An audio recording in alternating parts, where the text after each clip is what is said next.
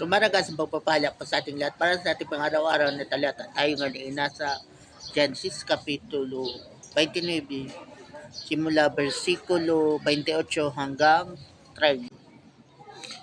Sumangayon naman si Jacob at nang matapos ang pagdiriwang, ibinigay nga sa kanya ni Laban si Raquel bilang asawa. Ibinigay ni Laban kay Raquel ang alipin niyang si Bilha sa wakas na angkin ni Jacob si Raquel.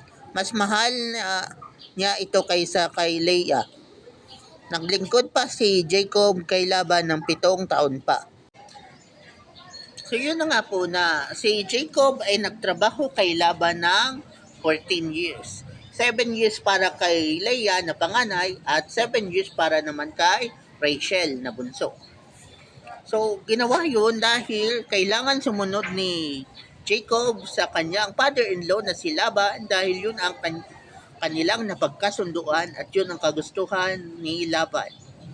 So, yung 7-year establishment period or preparation period bago siya mag-asawa ay ginawa pa rin ni Jacob.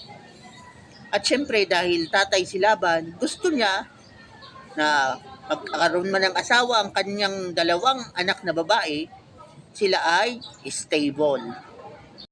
Diba?